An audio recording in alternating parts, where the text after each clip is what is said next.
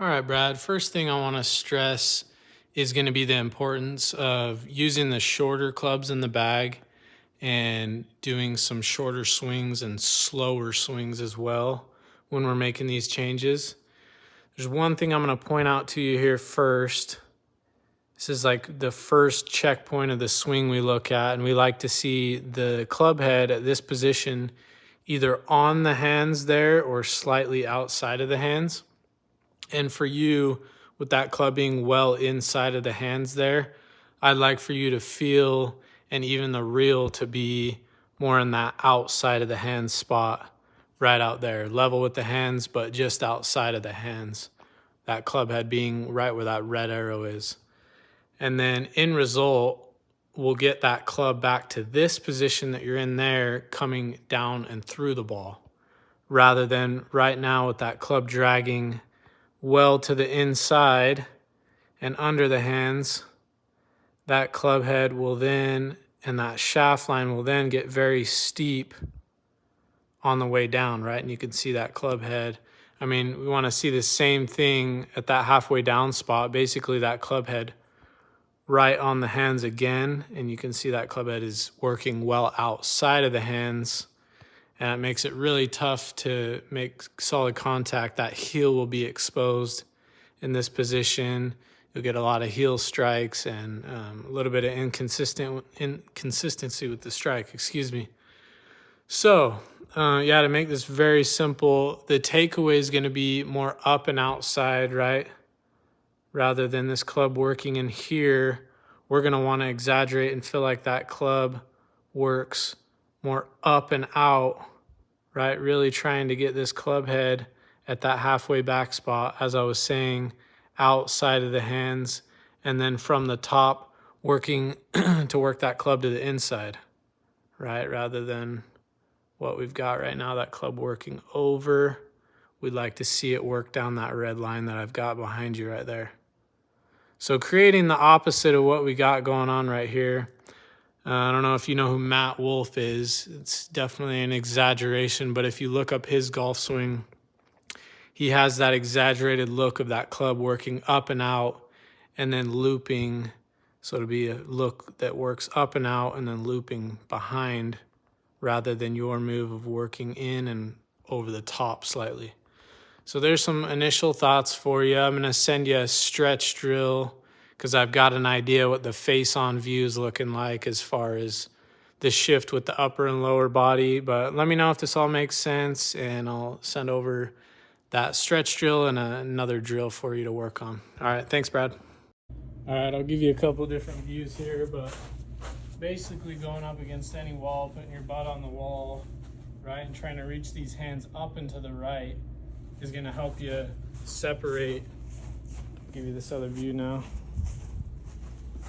It's going to help you separate your upper and lower body, right? You look at all the pros, and they're getting that upper body to the right and starting to shift that lower body to the left, create that rubber band effect, and then on the way down, that weight shifts to the left and that upper body stays back just a little bit. So that's a great drill for you there. Just getting that butt on the wall and reaching high onto that wall. High and to the right. We don't want to get it like this. High and to the right on that wall. Getting a bunch of stretches like that. It's going to be a really weird feeling for you. Total opposite of what you've been doing. But do that stretch as much as you can. All right, I want you to keep doing this drill where you got something. Really, I just want it to be visual, right? And then you can take a look back at your swing to see if it was still over the top or if you were able to shallow it. So having something back here like this, right, that you have to take it outside of and loop it to the inside, right? Just dropping that shoulder back just a little more is the only thing I saw. I really like the feet line, hip line looks good. But yeah, just dropping that right shoulder back a little more and continuing to work on little outside takeaways, straight arms, getting up to the top and getting that nice and shallow.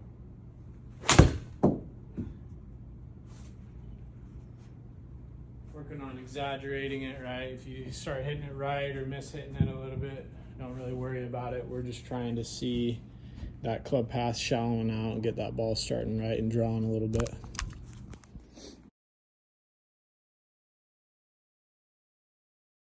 All right, just wanted to point out one more thing for you. This is #1 player in the world, Scottie Scheffler, if you don't recognize him.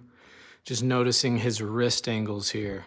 If you take a look at where I paused it at the top there in your swing, you'll notice that club head has passed your hands and you've added loft and exposed that leading edge, right? So if we go ahead and take a look at Scottie, you'll notice with his wrist angle that he sets his wrist and creates a slight amount of wrist hinge and basically maintains that same wrist hinge the entire way through his swing. You'll notice his angle between that club shaft and his wrists, right? It stays the same.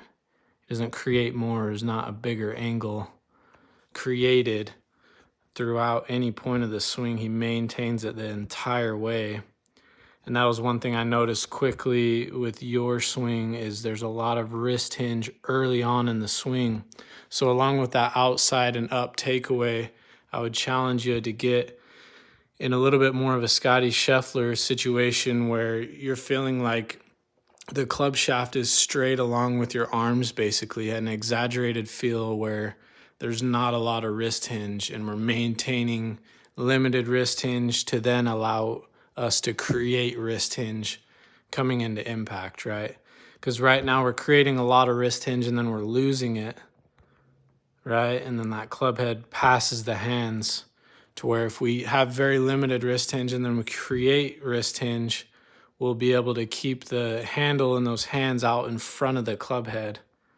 As Scottie does here, you'll notice his arms straight along with that golf shaft all the way through. Super controlled position. That club face is super stable through impact, and that's why Scottie Scheffler hits the ball so straight. All right, let us know if you have any questions, and we'll be sending over more drills in the next couple weeks. All right.